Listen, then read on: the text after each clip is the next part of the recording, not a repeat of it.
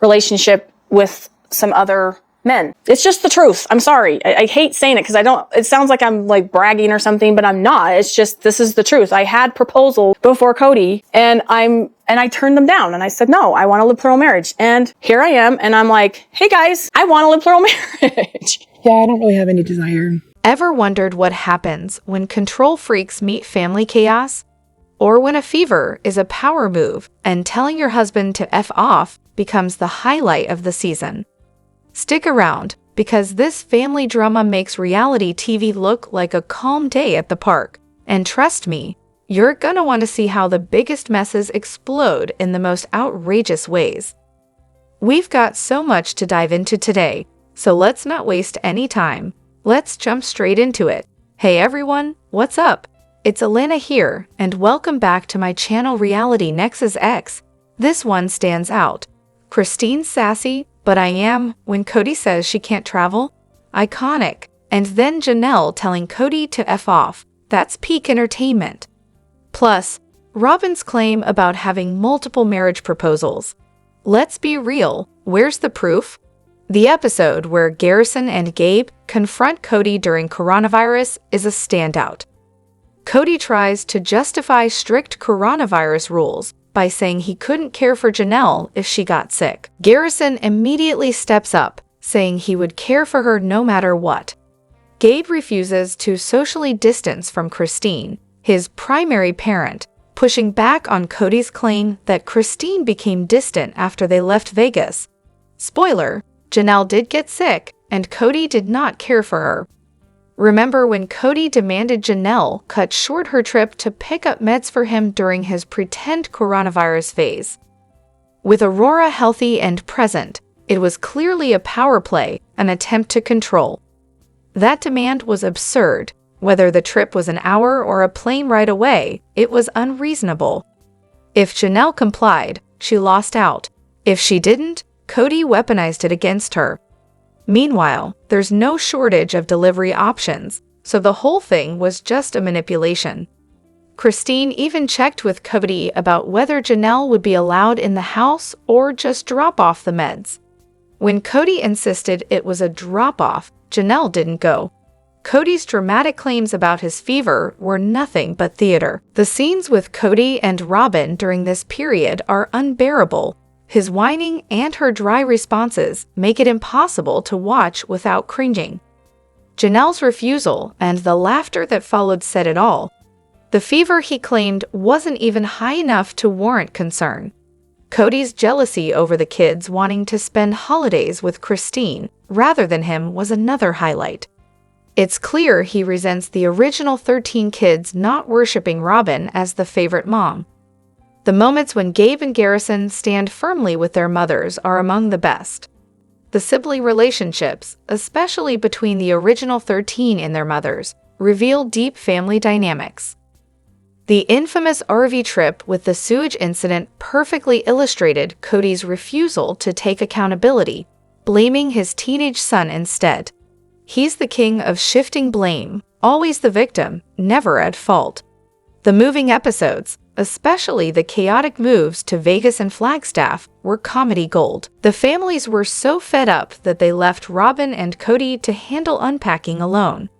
The Flagstaff move was a disaster despite ample preparation time. Kody's attitude during Isabel's surgery was baffling, considering the ample family and nanny support. His priorities were clearly skewed. Robyn's claim of multiple marriage proposals rings hollow, given her debt, children, and history. The suggestion she tried to manipulate Kody with such stories is obvious. Her image as a victim didn't fool anyone. The business plan episode, where Kody and Robyn pitch a $2 million jewelry line, is painfully awkward. Their incompetence is glaring, and their sales at the Street George show were dismal. Robyn's French manicure was a minor bright spot. The commitment ceremonies, the cardboard regatta race, and vacation episodes showcase different family dynamics and the unique approaches of each wife and their children. The no-look high five between Hunter and Logan, after coming in second, remains a memorable moment. Despite all the chaos and dysfunction, the show offers compelling, if cringeworthy, glimpses into a complicated family. They say family sticks together through everything, but what if the most toxic person thinks he is the glue? Here's the real story behind Kody's bitter fallout, and why the OG family is better off without him. There he stood at the graveside, stunned, seething, and finally realizing the original family still exists and thrives without him. The world keeps spinning, and guess what? He's not the sun or even a planet in that orbit anymore. That's the real source of his bitterness. The OG family loves, supports, and enjoys each other's company. Meanwhile, Kody is destined to live out his days alone, clutching his victim complex like a security blanket, just as his brother-in-law warned in the eulogy. His brother-in-law's words weren't praise. They were a plea for Kody to feel remorse, not that he's interested. He waits for his kids to come back begging forgiveness. But these kids are strong. They're living their truth now, and they won't let him bulldoze them again. He's the one blocking peace, and he's perfectly fine with that. Classic Kody, sitting back, sulking, waiting for the family to come to him. He even admitted feeling FOMO over their gatherings, accusing them of meeting just to make him jealous. Spoiler, they probably just like being around each other without his drama. Those family traditions he takes credit for, most came from the OG3's upbringing. Kody was the muscle who showed up occasionally, not the mastermind. He's convinced those traditions revolve around him, but he was just present when they happened. Remember when he said Thanksgiving with Robyn's family was nice because it wasn't so loud? Translation: he traded vibrant, chaotic love for quiet compliance. Speaking of Robyn, she's facing a reality check. If she leaves, it won't be over polygamy. It'll be when the money dries up. Kody's MLM hustle is dead, and without a career or skills, her options are limited. Possibly going back to the fold as someone's additional wife, or trying to make ends meet in their hoarder-style mansion. Meanwhile, the OG3 and their kids keep moving forward, healing and growing, maybe even worthy of their own show. Kody's contribution, angry interviews, ill-fitting suits, and a desperate need to one-up his exes at the cost of his relationship with his children. This is a man who thought digging a grave would earn him applause instead of self-reflection. Who believes flexing his glutes in a funeral suit is emotional depth. Who dramatizes a dream at a memorial and expects standing ovations. He's no longer the head of the family. He's the guy yelling at the door while everyone else laughs and heals inside. And he doesn't have a clue why. Everyone's acting like this episode was just sad. But what if the real heartbreak isn't just about losing a child? What if it's about decades of betrayal, neglect, and family drama that no one wants to talk about? Today, we're unpacking the brutal truth behind the tears. Paven wrecked me. Janelle wrecked me. Logan comforting his mom. Wrecked. And Mary, God, Mary wrecked me too. She looked so heartbroken, but didn't get the comfort of everyone gathering around her. That isolation, it's heartbreaking. Gabe looked awful, obviously traumatized. I really hope he's getting the help he needs. I've always felt for Mary. She's the family outsider, which I relate to in some ways, except she actually seems skilled at making real friends, unlike most of them. Still, seeing her standing alone while others clustered together was a punch to the gut.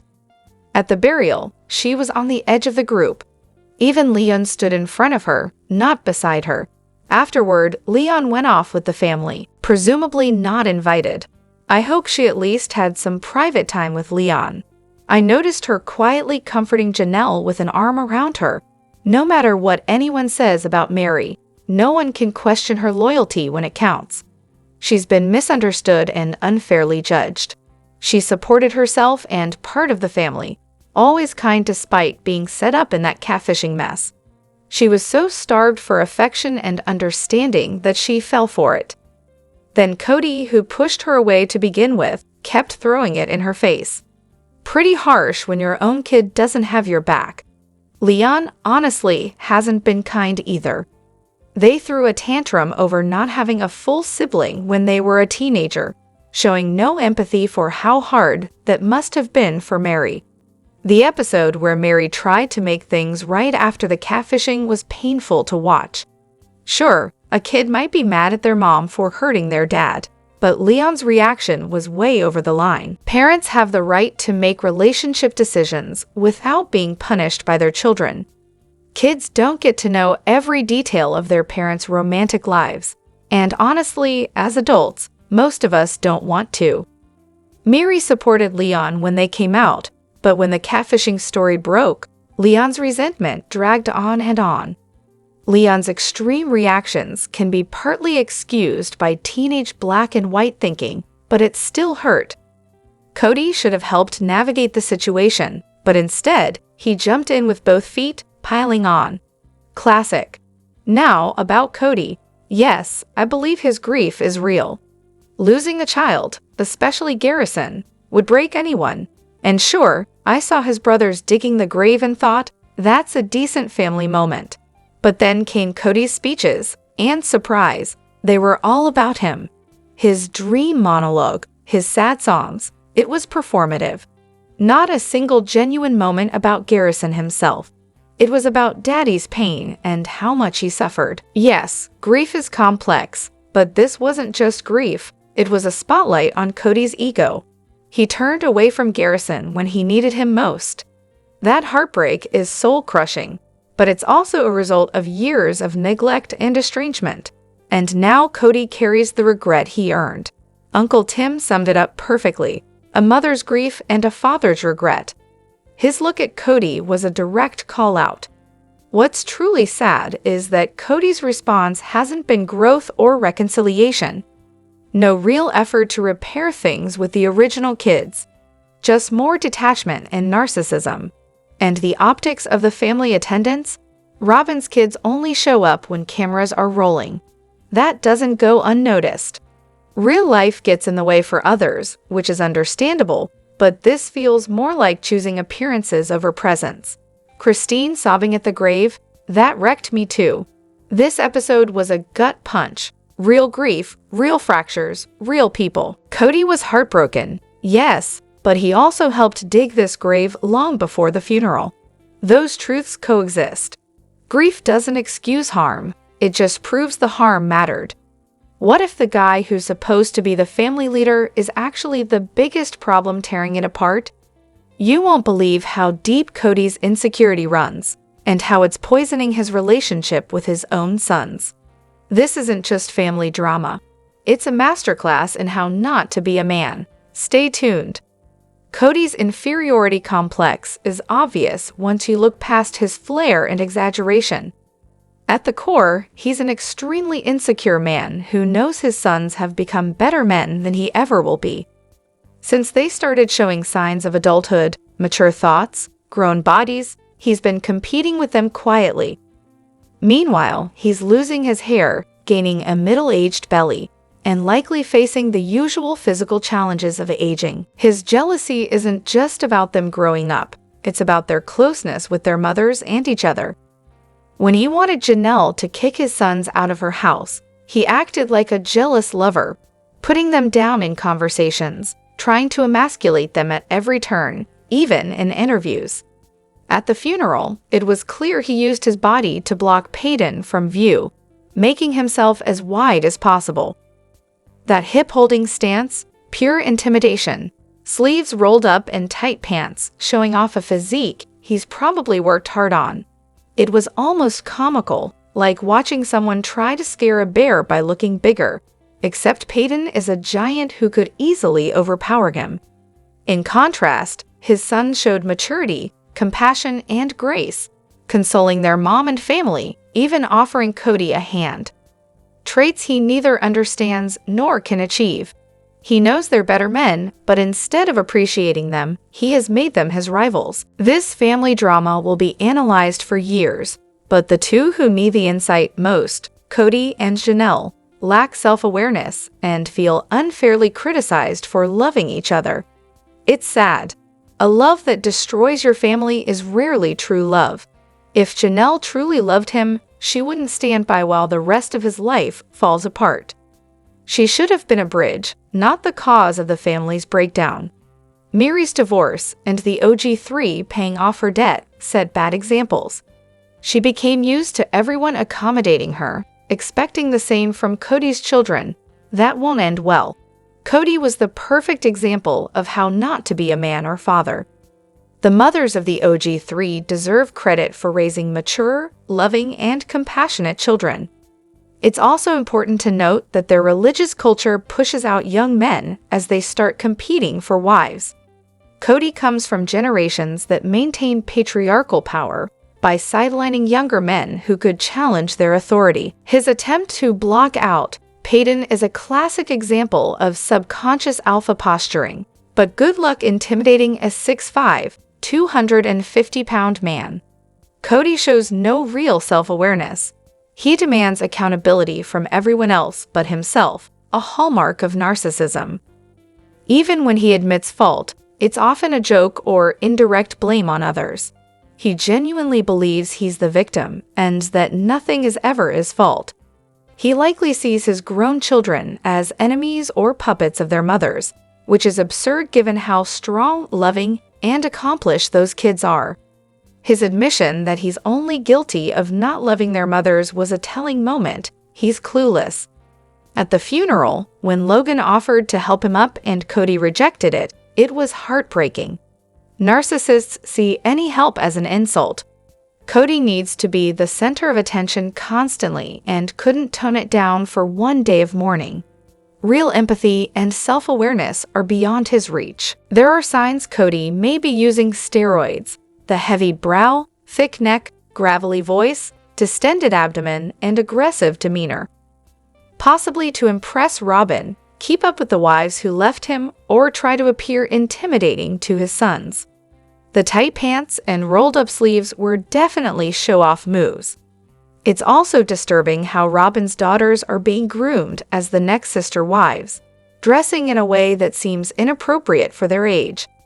This entire situation screams narcissism born from deep insecurity. Narcissists don't recognize their flaws, they blame others. It's common for narcissistic fathers to compete with their sons, causing damage to the whole family. As for the urn burial, some families do buried urns, though many keep them at home or spread the ashes.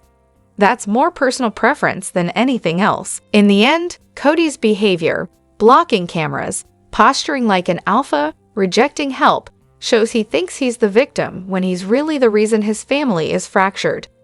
His sons, meanwhile, mourned openly and supported each other, showing emotional strength and healing. Peyton's grief was especially moving. Kody is about 5'8" at best and clings desperately to his sense of manhood through macho posturing and possibly steroids. Meanwhile, his sons bring intelligence, courage, strength, and even great hair. In short, Kody is a textbook narcissist, completely unaware of his insecurities and flaws, blaming everyone else for the family's problems. That's why this family drama will be studied for years to come.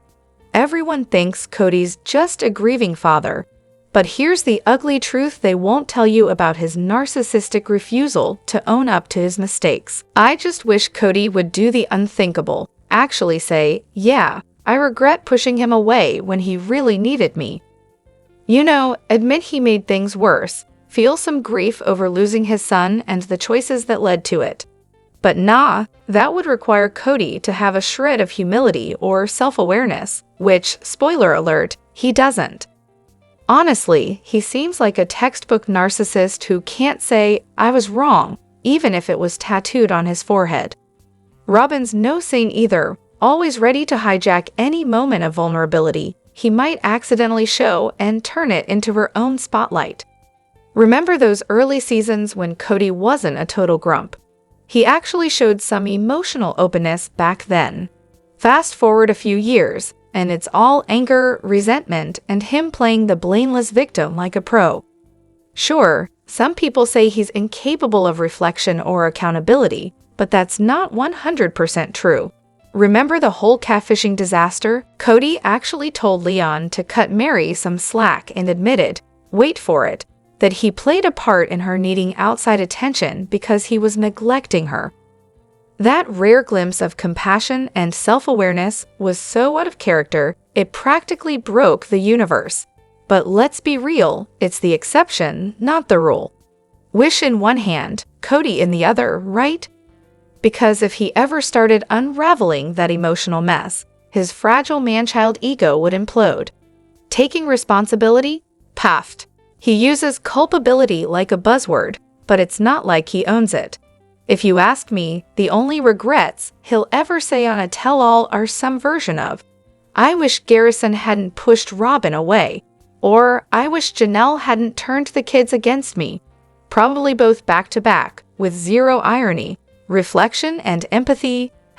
In a religion where the husband's anointing means he can hear directly from God, admitting you're wrong is basically heresy. He might have left the church, but those ego-boosting behaviors, still very much intact. Religious psychosis is no joke, and don't get me started on his love for Robyn. Either he's genuinely smitten, or he's just addicted to the ego boost she gives him by fawning over him nonstop. Honestly, all it took was someone calling him yummy to have him eating out of their hand. Gag. Does he regret losing his family? Maybe. But he'd never admit it publicly. There's zero evidence he feels genuine remorse. It's all about protecting that fragile ego. Kody isn't about to take any blame. It's always someone else's fault, probably Janelle's fault that Garrison distanced himself. Because of course, in Kody's world, he can do no wrong. Watching Kody on screen, you see a man with few regrets and zero grasp on the lessons from Garrison's passing. Reflection? Self-awareness? Not in his vocabulary. He and his ilk, like sobs, are forever victims, never accountable. And for the record, blaming Kody for leading to this isn't fair either. Garrison made his own choices, struggled with untreated depression and addiction, and tragically had access to a loaded gun. It's a terrible situation, but ultimately, no one else's fault. We're all responsible for our own actions. Still, I wonder why Garrison was so depressed and looking for comfort in all the wrong places. Oh, and just to throw it out there, I did hear Kody say by the fire pit with Robyn that all the coronavirus drama wasn't worth wrecking their relationship. So baby steps, let me know what you think in the comments. Don't forget to hit that like button and subscribe to my channel. I'll see you in the next video. Take care and much love to you all.